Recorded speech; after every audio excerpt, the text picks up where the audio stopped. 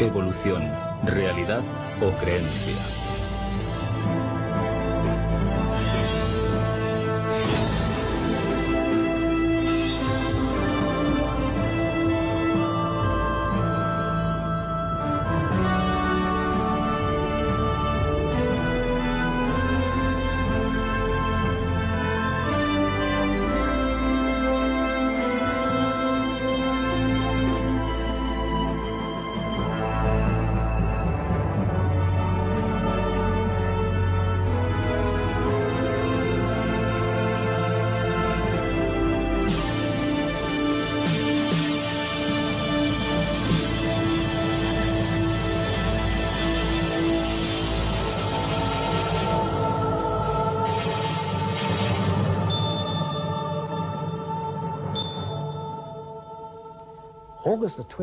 El 20 de agosto de 1975 era un día excepcional para muchos científicos.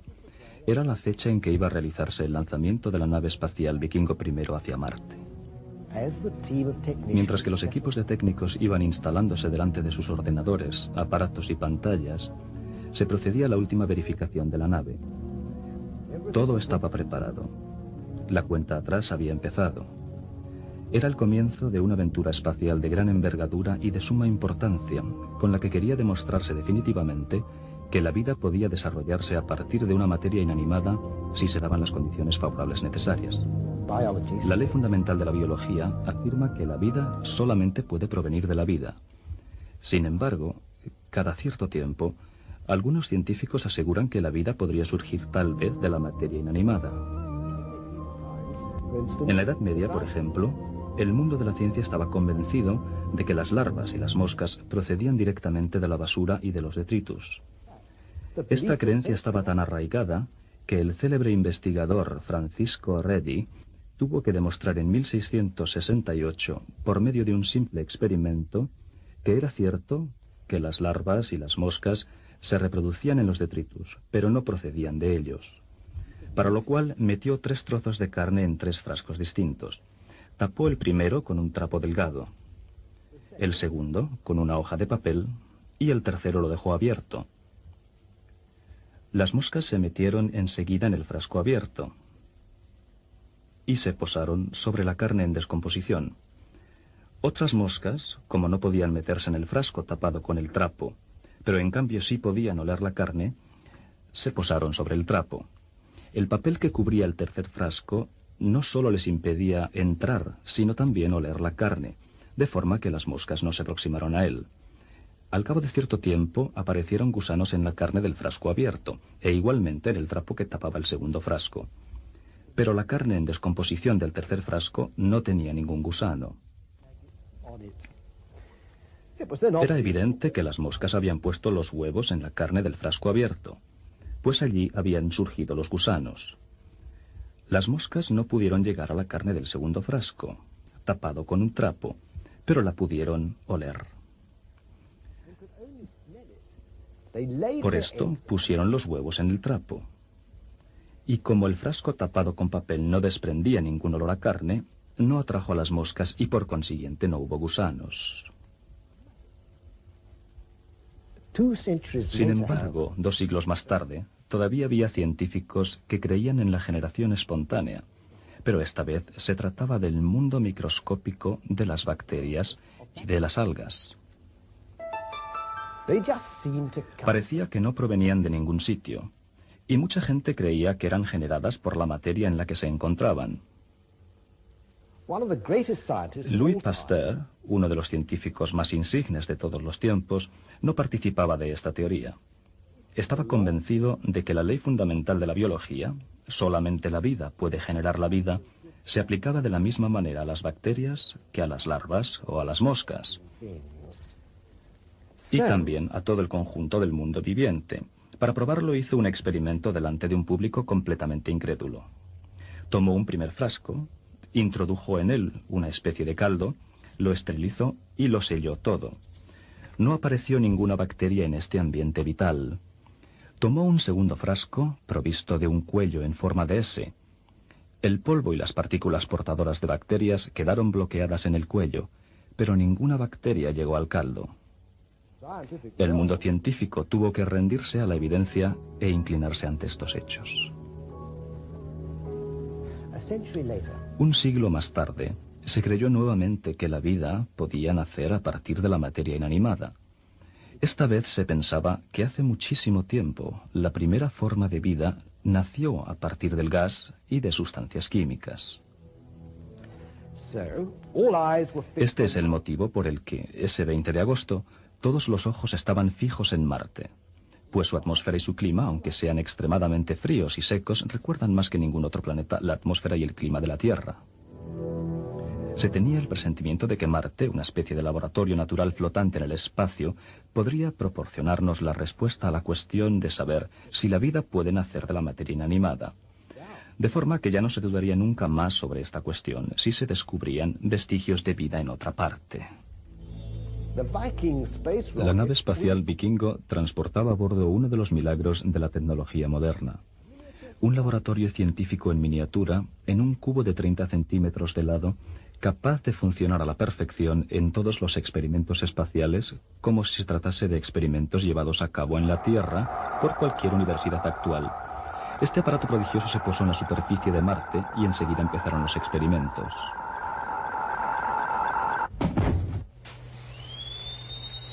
El artefacto podía coger fragmentos del suelo, analizarlos con instrumentos muy sofisticados y enviar los resultados a la Tierra.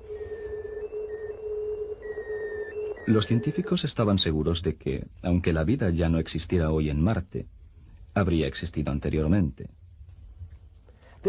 Podrían encontrarse sin duda en la superficie del planeta Marte marcas de agua, prueba de que había habido condiciones parecidas a las que se pensaba existieron originariamente en la Tierra.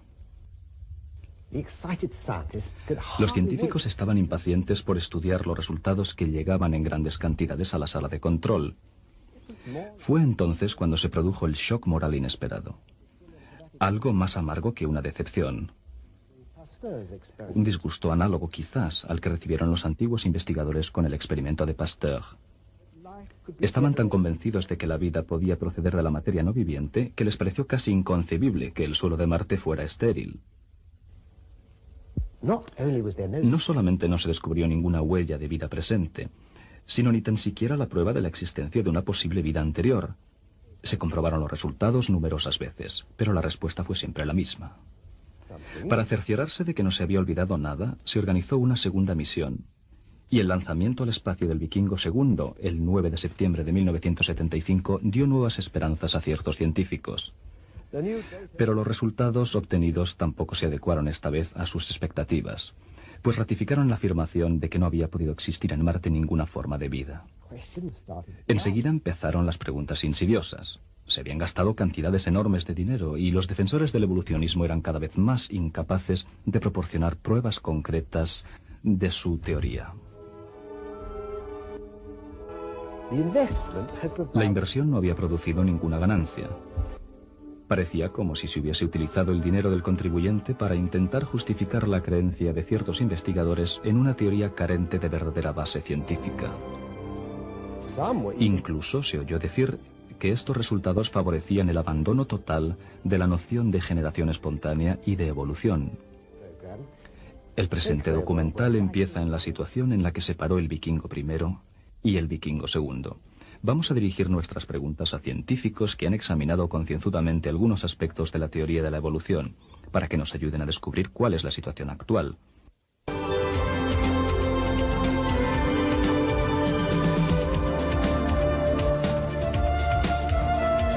Mucha gente imagina que los fósiles de animales constituyen la prueba de que se ha producido una evolución en tiempos pasados. Para determinar si esto sucedió ciertamente, vamos a preguntar a la ciencia que trata de los fósiles, es decir, la paleontología. El profesor Roberto Fondi es especialista en paleontología e imparte clases en el Departamento de Ciencias de la Tierra en la Universidad de Siena, en Italia. Entre sus numerosas actividades, hay una que le hace ser consejero científico en la reconstrucción de animales prehistóricos. Tal vez ustedes se extrañen de oír que la hipótesis fundamental en la que se apoyaba el pensamiento evolucionista no está confirmada por la paleontología. ¿De qué trata esta hipótesis? En primer lugar, que las células vivas puedan proceder por generación espontánea de materia no viviente. Esto significaría que, como consecuencia de un encadenamiento de reacciones químicas en el seno de un hipotético magma primitivo, habría aparecido una célula viva. A continuación, que estas células se habrían reunido en grupos de colonias después de un largo periodo de tiempo para formar estructuras celulares complejas. Se supone que estas estructuras se han transformado igualmente con el paso del tiempo en animales y finalmente en hombres. Según esta hipótesis, los antepasados de todas las criaturas vivas, incluido el hombre, descenderían de una sola célula. Se representa esta generación bajo la forma de un gigantesco árbol genealógico con innumerables ramas que salen del mismo tronco, cuyas raíces nacen de la materia inanimada. ¿Y la paleontología no confirma esta hipótesis? En absoluto. Todos los grupos biológicos, desde las bacterias y las algas hasta el hombre, aparecen de repente en el registro de los fósiles sin vínculo que les una. Entonces, ¿por qué tanta gente cree que los fósiles serían una prueba de la evolución? A los niños se les enseña y a los adultos se les presenta la evolución como un hecho probado y demostrado desde hace tanto tiempo que no vale la pena, o sería ridículo, discutir todavía sobre ella. En mis dos libros, Después de Darwin y La Revolución Organicista, doy los nombres de especialistas bien conocidos, tales como George Gaylor Simpson y Stephen Jay Gould, de la Universidad de Harvard, que creen ciertamente que la evolución es un hecho indudable. Existen igualmente otros científicos, conocidos también, que creen en la evolución, admitiendo no obstante que se carece de pruebas, como por ejemplo Émile Guillemot de la Universidad de Ginebra y G.A. Kirkuk de la Universidad de Southampton. ¿Dónde está la verdad entonces? Bien, existe un libro que cuenta la historia del pasado, las rocas y los restos fosilizados que se encuentran en ellas. A los paleontólogos les toca descifrar ese libro y darnos la respuesta. ¿Qué lee usted en ese libro, profesor? Está claro que después de 2 siglos de profundas investigaciones, no solamente es rara la prueba paleontológica en la que tendría que apoyarse la teoría de la evolución, sino que además inspira muy poca confianza. Porque finalmente, si la evolución hubiera tenido lugar, tendría que encontrarse pruebas abundantes y dignas de crédito. Los museos estarían a rebosar de fósiles representantes de las transiciones entre los diferentes grupos biológicos. Pero la realidad no es esa. Y además, no hay ningún motivo para pensar que esta situación de ausencia de pruebas vaya a cambiar en lo sucesivo. Los pocos fósiles que pretenden mostrar una especie de cadena evolucionista, como los anfibios Itióstega y Seimuria, y el reptil Probenioinatus, el pájaro Archaeopteris y el mono australopiteco llamado Homo habilis, están muy lejos de ser concluyentes. ¿Y la pretendida evolución del hombre? La idea de una evolución gradual del hombre a partir de criaturas como los monos australopitecos no tiene ningún fundamento y tiene que ser rechazada absolutamente. El hombre no es el eslabón más reciente de la larga cadena de la evolución. El hombre representa un tipo de criatura que ha existido sin ningún cambio sustancial desde su primera aparición. La justificación de mi afirmación se encuentra explicada claramente en mis libros. Entonces, ¿cuál es su conclusión, profesor? Simplemente esta. Sería posible hacer mucho más progresos en biología y en otras disciplinas si se hiciera un esfuerzo por abandonar el callejón sin salida del mito evolucionista para volver a los métodos fecundos de la morfología de Aristóteles, de Linneo, de Cuvier, etc. Linneano, Cuvieriano e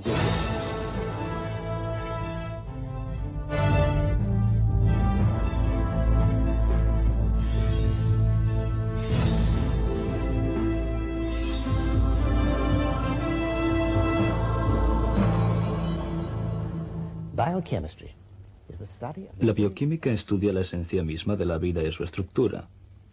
Penetra en el interior de la materia. en el núcleo de la célula viviente. Actualmente no hay nadie tan cualificado como el científico bioquímico para enseñarnos si una forma de organismo vivo podría transformarse en otra forma de vida. He aquí al profesor Sermonti, especialista de fama internacional en genética, biología molecular y bioquímica. Preguntémosle qué piensa de la evolución. Profesor, a la luz de la biología molecular moderna, ¿cómo concibe usted la teoría de la evolución?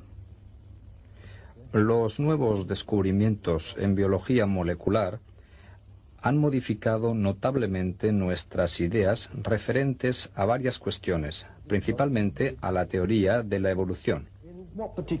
¿Podría precisar de qué forma? Los resultados obtenidos en biología molecular y en genética han demostrado que lo que pretende el evolucionismo, es decir, que las mutaciones encuentran su fundamento en la selección natural, es simplemente falsa. Lo único que hace la selección natural es eliminar las novedades derivadas de las mutaciones.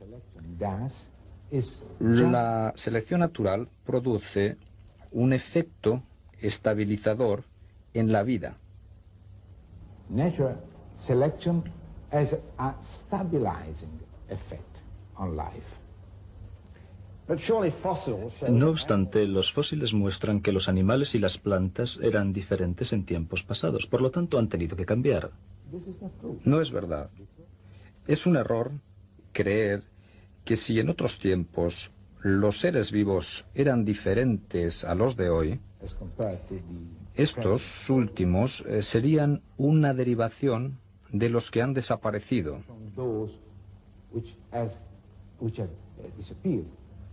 Los seres antiguos no han dado origen desapareciendo a seres nuevos.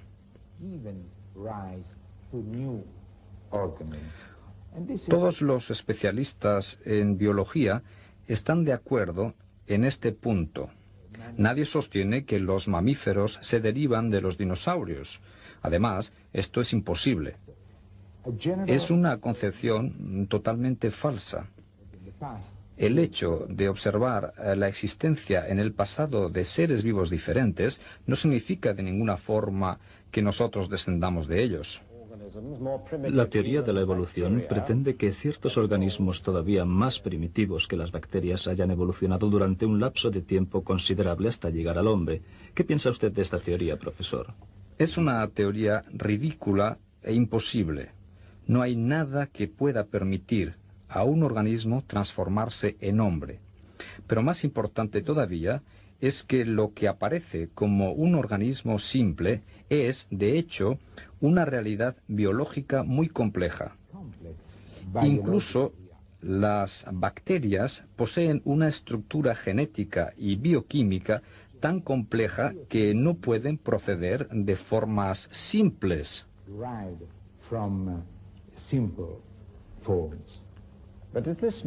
¿Significa esto que todo lo que es viviente ha sido complejo siempre desde sus orígenes? Exactamente. Es lo que nos enseña precisamente la biología molecular y la genética. La complejidad existe desde los orígenes. Por ejemplo, el estudio que hemos empezado del núcleo de la célula muestra que el sistema responsable de la producción de las enzimas, sin las que la síntesis de proteínas no puede producirse, es idéntico desde la bacteria hasta el hombre. De la misma manera que los mismos tipos principales de criaturas y de plantas existen hoy y antiguamente. Así, está claro que el mismo mecanismo complejo de la vida ha existido desde el inicio. Esta es la mejor prueba para el especialista en genética. Una última pregunta, profesor. ¿Cuándo hizo su aparición el hombre? El hombre, no hay ninguna prueba de que el hombre proceda de otro animal anterior. Lo que podemos decir, observando los cromosomas o el ADN del hombre DNA y comparándolos a los de otras especies, of other es que el hombre es un ser original, not no procede de ninguna otra especie. La genética rechaza totalmente la idea de que el hombre sería una criatura reciente procedente de una forma anterior diferente.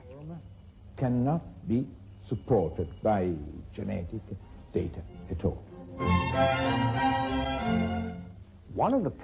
Uno de los problemas con los que se encuentran los geólogos es el árbol fósil del que existen algunos ejemplares en Australia, en América y en otros lugares diferentes. Se puede comprobar que algunos atraviesan verticalmente varios espesores de hulla. He aquí uno, por ejemplo, que se encuentra en una mina de carbón de Birmingham, en América del Norte. Pueden llegar incluso a medir 12 metros de altura y atravesar varios bancos de rocas. Este esquema da una idea de tales casos.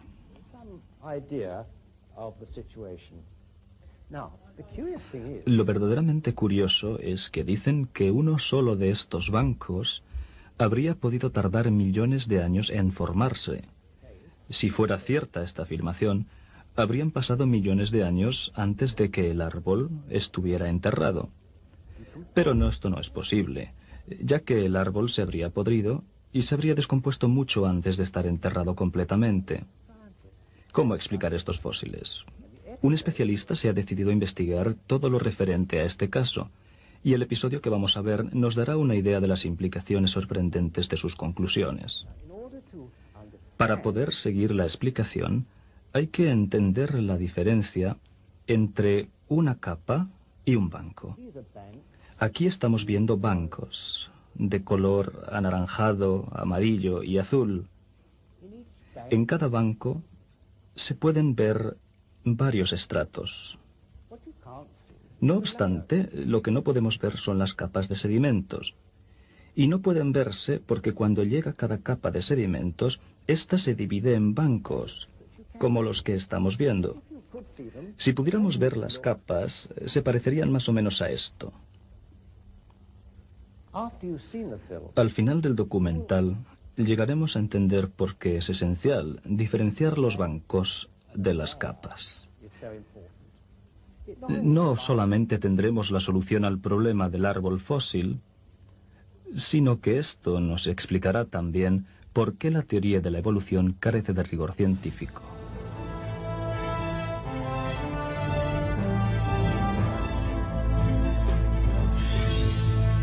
Las rocas, un verdadero drama.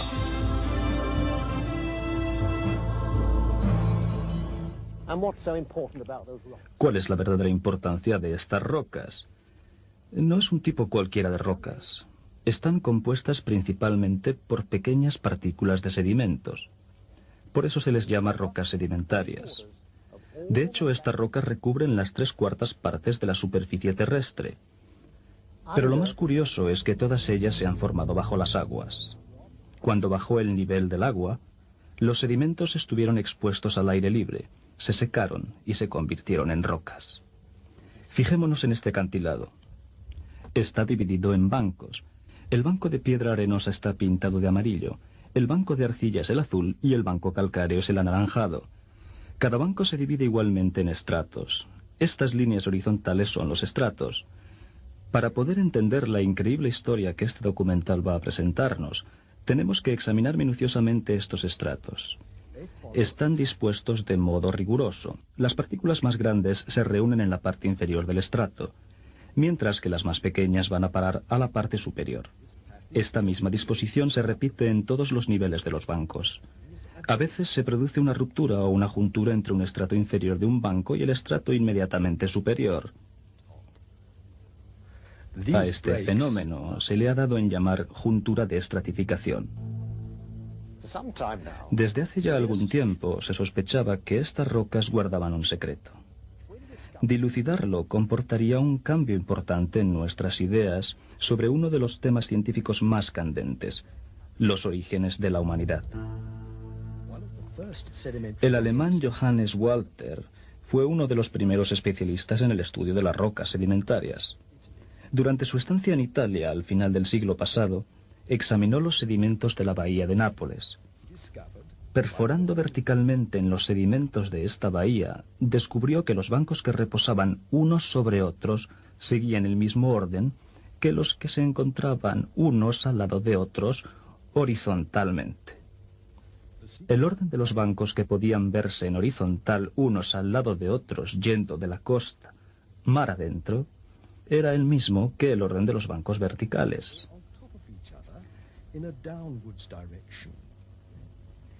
Entonces se dio cuenta de que era un error afirmar que el banco del fondo era obligatoriamente más viejo que el de arriba. Por lo tanto, estaba claro que todos los bancos, los de arriba, así como los del medio y los de abajo, estaban formándose todavía.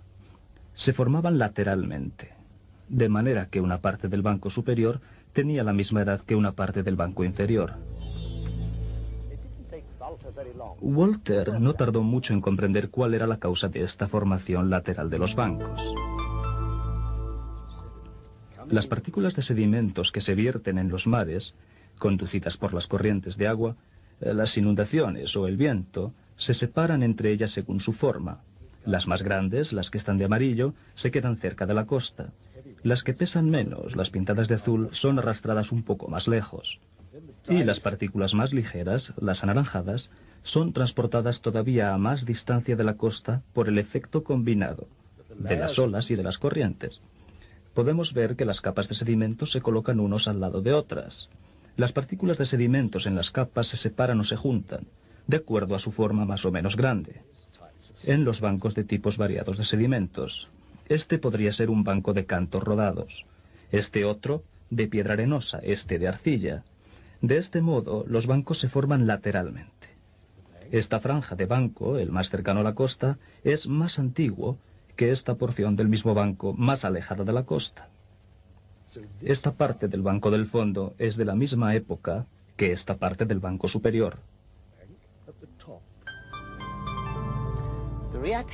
Los otros especialistas en rocas sedimentarias reaccionaron afirmando que el descubrimiento de Johannes Walter explicaba únicamente la formación de las rocas costeras, pero según ellos los sedimentos de las profundidades marinas se habían colocado unos sobre otros. Por consiguiente, la capa superior era forzosamente más reciente que la inferior. En este acantilado, formado probablemente por sedimentos en el fondo del mar, se cree que el estrato del banco del fondo es mucho más antiguo que el estrato de arriba, aquí. ¿Por qué? Porque los geólogos piensan que los estratos y las capas son la misma y única cosa. En los años 70 y 80, la nave Glomar Challenger sacó varias muestras de sedimentos, excavando el fondo del Océano Pacífico. A través de estas prospecciones se pudo averiguar que el descubrimiento de Walter podía aplicarse igualmente a los sedimentos procedentes del fondo del mar. Esto significa que virtualmente todas las rocas sedimentarias del mundo han tenido que formarse del mismo modo. ¿Qué quiere decir todo esto exactamente? La respuesta es simple. Tomemos como modelo el Gran Cañón del Colorado, en Estados Unidos. Es el más grande, el más ancho, el más profundo y el más largo de todos los cañones de la Tierra. De arriba a abajo de sus paredes se ven bancos de sedimentos, unos superpuestos a los otros. Se afirmaba que cada banco indicaba una época geológica.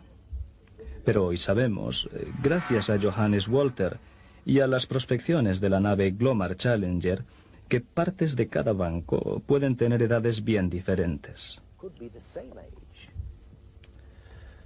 Sin embargo, existen todavía los que presentan una fuerte resistencia a la aceptación de este descubrimiento. Dos acontecimientos recientes pueden erradicar todas estas dudas. En 1980 entró en erupción el monte Santa Elena, un volcán de Estados Unidos. Arrasó un bosque inmenso cercano y produjo olas enormes en un lago próximo, el lago Espíritu. En unas pocas horas se depositaron 200 metros de sedimentos que, una vez secos, dieron origen a rocas con estratos. La explosión abrió a través de las rocas cercanas un cañón de más de 30 metros de profundidad y de 60 metros de anchura. Cuando se creía que eran necesarios millones de años para que se formaran cañones y estratos en las rocas, se vio cómo estas dos formaciones geológicas nacieron en algunas horas. El segundo acontecimiento tuvo lugar en un laboratorio. Un especialista francés en sedimentos, Guy Berthold, descubrió dos hechos de suma importancia. El primero es este: la arena que se desliza de forma continua, lo mismo sea en la tierra, en el aire o en el agua, se separa alternativamente en depósitos de partículas pequeñas o grandes que se parecen a capas, pero que no lo son. Un segundo hecho se produjo durante las experiencias que Guy Berthold dirigió en la Universidad de Colorado. Observando el depósito de sedimentos arrastrados por una corriente de agua que se mueve en un tubo de paredes transparentes, comprobó que cuando la velocidad del agua disminuía, las partículas sedimentarias grandes se depositaban solas, mientras que cuando aumentaba la velocidad del agua, se formaban microestratos. De esta forma, la clasificación granular repetitiva que caracteriza a los estratos no es obligatoriamente el efecto de capas sucesivas, como lo creían los geólogos, sino que puede ser efectivamente el efecto de las variaciones de velocidad de la corriente que arrastra los sedimentos. Otro descubrimiento interesante es el siguiente. Las junturas o las rupturas entre los estratos resultan de la desecación de los sedimentos. Se creía que las rupturas se debían a la interrupción de la llegada de los sedimentos. Se creía, igualmente, que la superficie del último estrato depositado se había endurecido y que años más tarde habían empezado a verterse nuevos sedimentos hasta formar un nuevo estrato por encima del antiguo. Hay que abandonar esta explicación a causa de estos dos nuevos descubrimientos.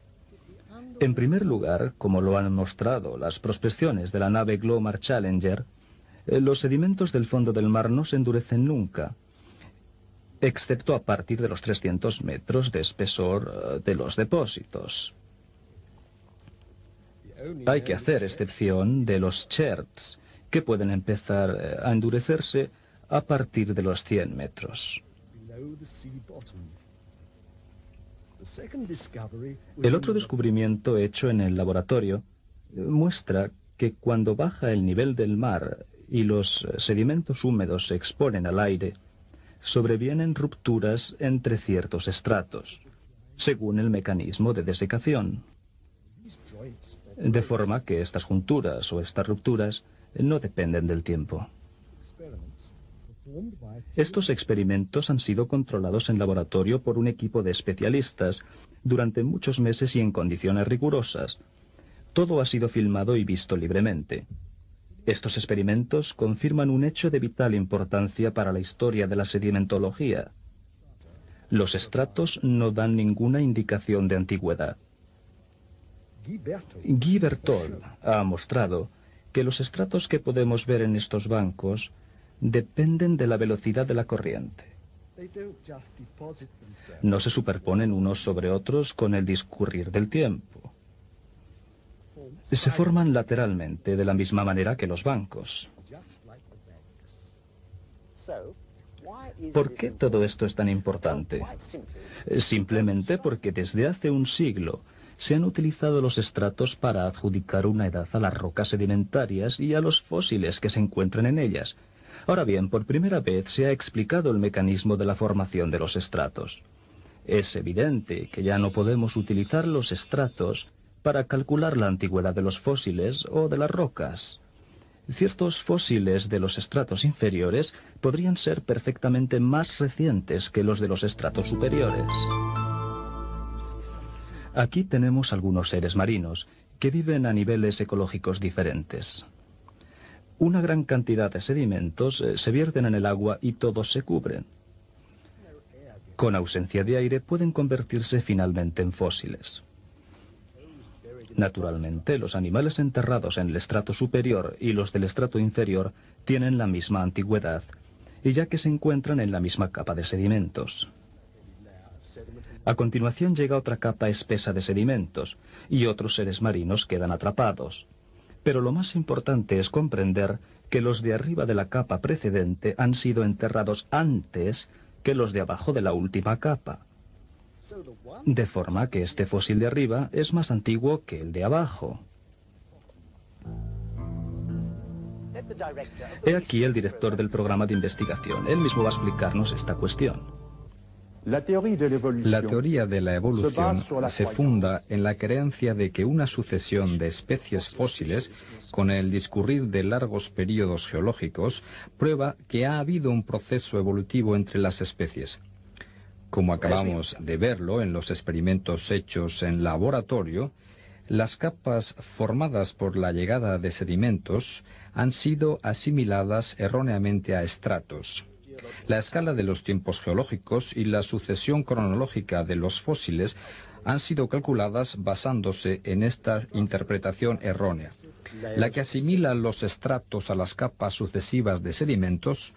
Una sola capa de sedimentos puede dividirse en partes de diversos estratos, de forma que la posición de los fósiles, lejos de ser la prueba de una evolución, indica simplemente la distribución de las especies marinas que vivían en profundidades diferentes. La teoría de la evolución, por lo tanto, no es ratificada por la geología. Todavía hay otra cuestión. Puesto que estos seres en estado de fósiles no presentan ninguna evolución del uno al otro, ¿podría haber vivido al mismo tiempo en la misma época? Hoy sabemos que no es necesario mucho tiempo para que las rocas se formen. Lo que hace falta es una cantidad suficiente de sedimentos. Por lo tanto, se puede pensar legítimamente que todas las especies podían vivir en la misma época. Lo que vemos es entonces un cementerio inmenso en la superficie de la Tierra donde reposan millones y millones de fósiles que muy bien habrían podido ser víctimas de una catástrofe. El hecho de que sus restos hayan sido conservados en grandes cantidades de rocas sedimentarias, formadas ellas mismas por la acción del agua, es una clara indicación de que esta catástrofe podría haber sido una inundación a escala de todo el globo.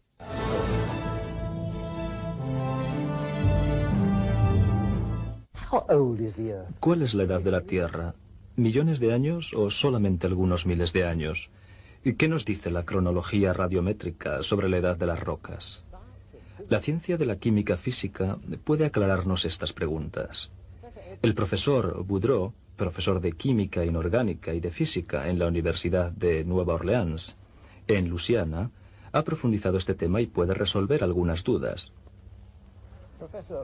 Profesor Boudreau, en este documental nos hemos enterado de que los estratos y los fósiles de las rocas sedimentarias no proporcionan ninguna indicación sobre la edad de estas rocas. ¿Existen otros fenómenos tales como la cronología del carbono 14 que puedan precisar la edad de los fósiles y de las rocas? En primer lugar, hay que tener las ideas claras en cuanto al carbono 14, que es una forma radiactiva inestable del elemento carbono que se encuentra en toda materia viva. Un organismo vivo absorbe y expulsa carbono durante su vida, y una pequeña parte es carbono 14.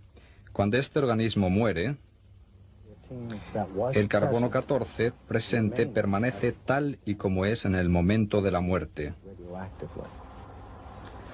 Esta cantidad se puede detectar radioactivamente. Un pedazo de madera, por ejemplo, o un hueso contiene una cantidad pequeña de carbono 14. La cantidad de carbono 14 disminuye desde la muerte del árbol o del animal al que pertenecía la madera o el hueso. Son necesarios miles de años para que la mitad de la cantidad presente en el momento de la muerte de un ser vivo se desintegre en su isótopo estable. Por lo tanto, midiendo la cantidad desintegrada, se obtiene una indicación sobre la época en la que vivía este organismo. Como las rocas no han tenido nunca vida, no contienen carbono 14. Los fósiles tampoco admiten esta adjudicación de una fecha por el método carbono 14, pues su materia viva original se ha convertido en piedra. Esto significa que no se puede determinar una edad precisa para los fósiles sirviéndose de radioisótopos. No se puede fiar completamente del carbono 14. Como ya se sabe, casi todos los fósiles se encuentran en las rocas sedimentarias. Este tipo de roca contiene raramente elementos radioactivos, de forma que hay que determinar su edad según los estratos en los que se encuentran. Ahora bien, es sabido que experimentos muy recientes han demostrado que los estratos de las rocas no dan ninguna indicación sobre la edad. Otro tipo de rocas, como las cristalinas, que no contienen fósiles, y la lava, contienen a veces elementos radioactivos, y entonces se utilizan estos isótopos para determinar su edad. ¿Puede explicarnos simplemente cómo se determina la edad de una roca que posee un isótopo radioactivo? Sí. Tomemos un elemento radioactivo como el uranio. Este elemento se desintegra muy lentamente en un elemento no radioactivo, el plomo. En un laboratorio se puede medir el índice de desintegración y conociendo el índice de desintegración del uranio en plomo, se puede calcular el tiempo necesario para la formación del plomo. Knowing the rate of decay, an idea can be had of how long it has taken for the lead to form. Entonces, si la mitad del uranio se ha desintegrado en plomo, conociendo el tiempo necesario para que el uranio se transforme en plomo, ¿se puede determinar la edad de la roca? Esa es la teoría. ¿Por qué dice teoría? Si es un procedimiento que se puede observar y medir, es sin duda un hecho científico. Not at all. En absoluto. Mire un poco este diagrama. Se ve un cierto número de partículas de uranio pintadas de color anaranjado y algunas partículas de plomo pintadas de color azul.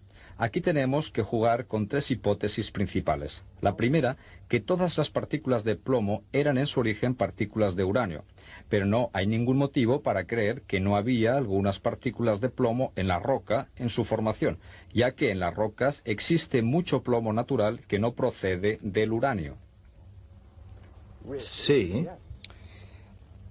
Tomemos el caso extremo inverso. Si en su origen esta roca contenía uranio radioactivo y no contenía plomo, el plomo que aparecería por desintegración del uranio permitiría un cálculo bastante exacto de la edad de la roca. Pero hay que admitir que un caso más verosímil, es decir, que había un poco de plomo cuando se produjo la formación de la roca, de forma que su edad sería menor que la que resulta. Existe también el problema de fugas debidas a la solubilidad. ¿Eso puede suceder? Claro, las sales de uranio y de otros elementos radioactivos son capaces de disolverse en el agua, abandonando por esto su rango. Por lo tanto, si una roca ha estado sumergida durante algún tiempo, por ejemplo, en un período de inundaciones, una parte del uranio puede haberse desprendido, de forma que la edad atribuida a cada roca con este cálculo sería más elevada que en la realidad. ¿Pueden existir otros elementos radioactivos más dignos de confianza o más fiables que el uranio? Sí, hay otros elementos radioactivos como el torio, el estroncio, el rubidio y también el potasio, pero no podemos fiarnos de ellos más que del uranio. Las sales de estos elementos son más solubles todavía que las del uranio. ¿Una inundación total de la Tierra habría podido falsear todos estos métodos? Naturalmente. Voy a darle un ejemplo del efecto del agua en la determinación radioactiva de la edad. Hace menos de 200 años se produjo la erupción del volcán Kilauea en Hawái. Un fragmento de la lava de esta erupción, que había permanecido en el agua, pasó por la prueba del método del potasio-argón para adjudicarle una edad. El resultado obtenido tenía que ser de alrededor de 200 años. Pues bien, fue de 22 millones de años. Sin duda alguna, se desprendieron de esta muestra sales de potasio que son fácilmente solubles en el agua, dándole un aspecto muy antiguo. A los fragmentos de lava procedentes del volcán Hualalai, formados en 1801, se les atribuyeron edades que oscilaban entre los 160 millones y los 3.000 millones de años. La situación no se mejora entonces. Existe otro presupuesto en la determinación radiométrica de la edad. Es que el índice de desintegración haya permanecido constante y no haya variado en tiempos pasados. Sin embargo, muchos factores intervienen en la desintegración. Por ejemplo, ha podido aumentar la producción de neutrinos por la irradiación cósmica como consecuencia de un trastorno magnético terrestre o de la explosión de una supernova. La ciencia ha declarado que estos acontecimientos se produjeron en el pasado y han podido tener un efecto real en el índice de desintegración radioactiva. Si uno no puede fiarse de la determinación radiactiva de la edad, ¿de qué otros medios disponemos entonces? Hay numerosos síntomas que indican que la Tierra no es tan antigua como se piensa. Si, por ejemplo, se confirma como hecho probado la disminución del campo magnético terrestre, se concluiría que la Tierra es más bien de época reciente. Una última pregunta, profesor Boudreau. ¿En qué momento más o menos se habría producido el Big Bang según su opinión? La hipótesis del Big Bang nació para sostener la teoría de la evolución. Sin teoría de la evolución no hay Big Bang, naturalmente.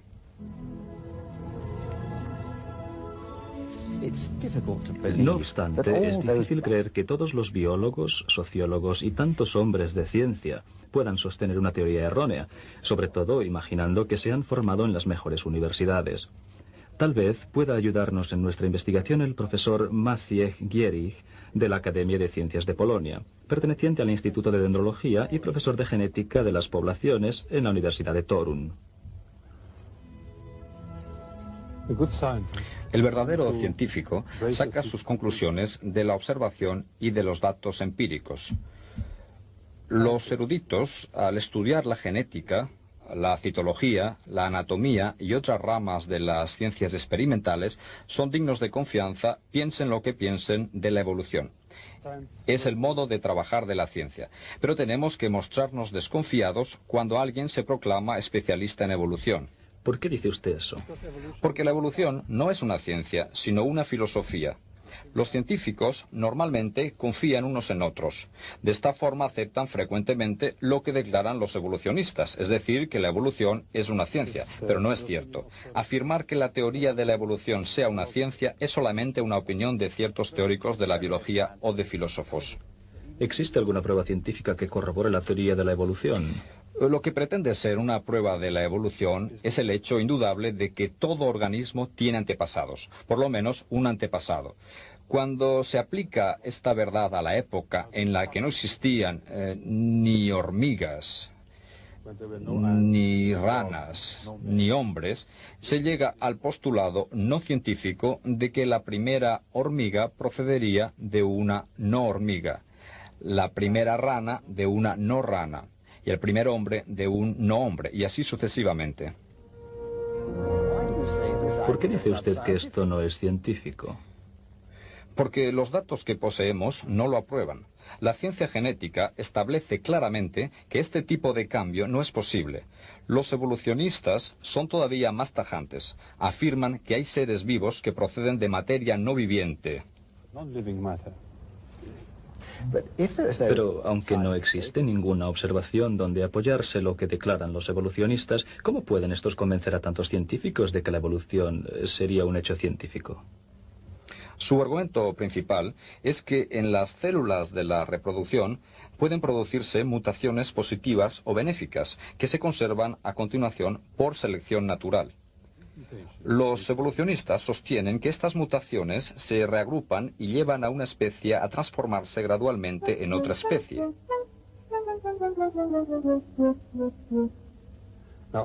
No, yo soy especialista en genética y puedo confirmar que a lo largo de todas las investigaciones de todos los laboratorios del mundo, en donde se han producido generaciones y generaciones de organismos vivientes, jamás se ha podido observar en ninguna ocasión ninguna mutación positiva. Y en el sector más estudiado de todos, es decir, en lo referente a la población humana, todas las mutaciones conocidas son o neutras o negativas. Nunca han desembocado en una mejora. Además, la naturaleza está programada para impedir la alteración de los genes y para corregir los errores que podrían producirse en ellas. Pero si las mutaciones no son la base de los cambios, ¿cuál es la causa de las diferentes variedades de animales y de los diferentes tipos de hombres?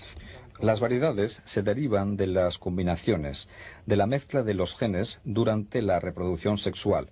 Los organismos, adaptados a condiciones precisas, se concentran en un ambiente que ofrece esas condiciones. Cruzándose entre ellos, formarán un grupo que dará lugar a una variedad. Además, si accidentalmente un grupo se queda aislado, aparecen en él rasgos particulares que se le dan un aspecto diferente. Este fenómeno se llama la derivación genética. Give it a distinct appearance. This is what we call genetic drift. Pero estas variedades no representan una cierta forma de evolución. Mucha gente sostiene que a través de este proceso van a aparecer nuevos tipos biológicos, pero no es cierto. Todo lo que se produce es que se ha quitado algunos genes a la población global y la población obtenida se ha empobrecido. Ha disminuido su contenido genético. Además, si no hay nuevos genes, no hay potencial para nuevos órganos o nuevos organismos. Se obtiene solamente una variedad diferente de una misma especie. Este procedimiento se utiliza en la reproducción y cría. Por selección y aislamiento se obtienen nuevas variedades de animales y de plantas. Por ejemplo, caballos, vacas, perros y cereales, etc. Se selecciona lo que es útil al hombre o lo que presenta ciertas cualidades que encierren un interés especial para nosotros. Pero estas poblaciones son grupos restringidos, muy dependientes de las condiciones exteriores que el hombre le reserve. Si uno no se preocupa de ellos, o mueren, o si sobreviven, volverán al estado salvaje, no siendo ya una variedad distinta. Either die, or they will, if they survive, they will return to the wild state. They will cease to be a separate variety. Entonces, si las formas de vida son más resistentes en su estado natural, ¿un cambio que se produjera en la naturaleza tendría probabilidades de durar? La simple mezcla de genes en condiciones naturales o artificiales no produce nuevos genes. Para que haya una evolución, se necesitarían nuevos genes cargados de información genética. La ciencia no conoce ningún proceso natural que pueda producir nuevos genes, ya sea por aislamiento, por selección, por mutación o cruce. Es imposible. Entonces, ¿por qué se les enseña a los niños que una especie puede evolucionar y convertirse en otra? Pienso que porque el evolucionista no quiere aceptar la idea de que los genes contienen tantas informaciones útiles, es decir, las necesarias para que cada órgano pueda realizar su función precisa. Solamente desde que se ha llegado a descifrar el código genético, conocemos la cantidad de información contenida en estos genes. La ciencia no sabe explicarse cómo esta información podría aparecer espontáneamente. Se necesita la intervención de una inteligencia, y no puede suceder por casualidad. El hecho de mezclar simplemente letras no creará jamás una poesía. La biología molecular muestra claramente que en el pasado no ha podido existir nunca un organismo simple. Todos los organismos vivientes, por muy primitivos que aparezcan, son en realidad complejos y están llenos de informaciones, que han tenido que estar ahí desde el principio. Por ejemplo, el doble sistema en la proteína tan compleja ADN-ARN de la célula tiene que haber sido perfecto desde el principio, si no, no habrían podido existir los sistemas vivientes. La única explicación lógica es que esta gran cantidad de información procede de una inteligencia. Cada bacteria, cada célula microscópica está programada con tanta precisión que tenemos que suponer que la información que contiene tiene que venir de una inteligencia bien superior a la nuestra. Los evolucionistas no quieren aceptar este hecho tan evidente. De esta forma lanzan teorías que no tienen valor científico, pues no explican cómo se produce la nueva información genética.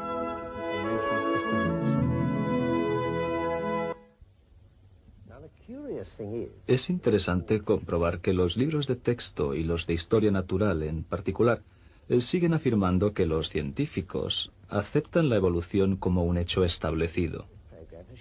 El programa que acabamos de ver presenta a especialistas y expertos que se oponen totalmente a esta idea e incluso niegan que la evolución sea una hipótesis científica.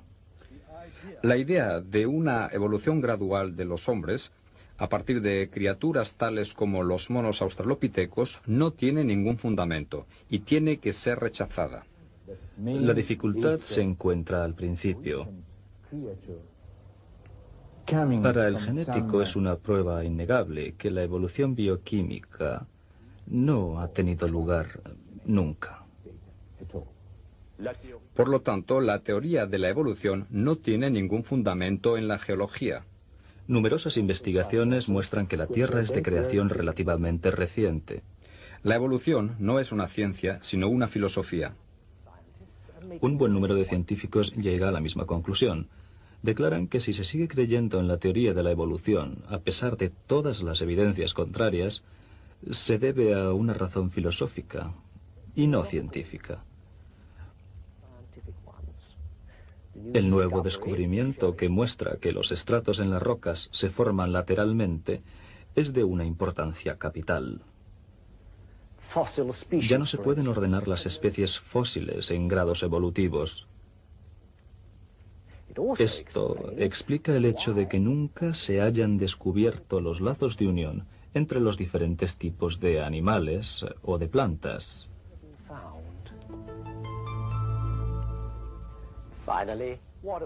¿Y los hombres de las cavernas? ¿No serían acaso la prueba de que los hombres primitivos han evolucionado para convertirse en hombres civilizados? He aquí todavía una leyenda basada en la teoría de la evolución y en la posición de los fósiles en las rocas. Actualmente sabemos que no se puede determinar la edad de la Tierra a partir de rocas sedimentarias, la mayor parte de las cuales podrían haberse formado por una única catástrofe acuática. Los restos fosilizados de estos hombres procederían entonces de grupos de gente que vivían antes de esta inundación, separados del resto de la civilización. Actualmente se descubren también grupos reducidos de hombres que viven completamente aparte, de forma rudimentaria y muy parecidos a los hombres primitivos. Además, si la mayor parte de las rocas sedimentarias se han formado por el mismo cataclismo, no hay ninguna razón para medir la vida terrestre en millones de años, más bien que en miles de años. Las personalidades que hemos presentado en este documental son solamente algunos de los miles de científicos que han llegado a la misma conclusión. La teoría de la evolución no es más que un cuento de hadas para adultos.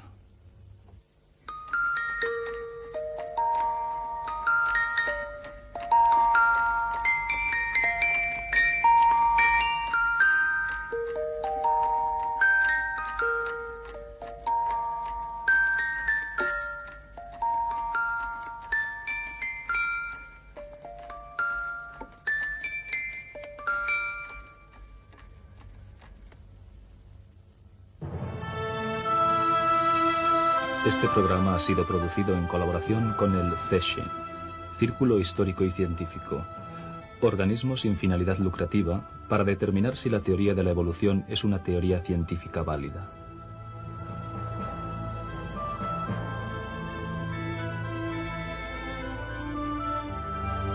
Se puede concluir que la teoría de la evolución no se apoya en la ciencia.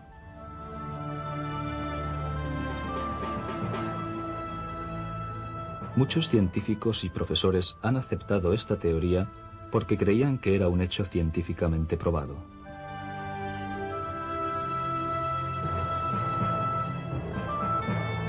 Los especialistas que la han estudiado han descubierto que la teoría de la evolución es una creencia, no una ciencia.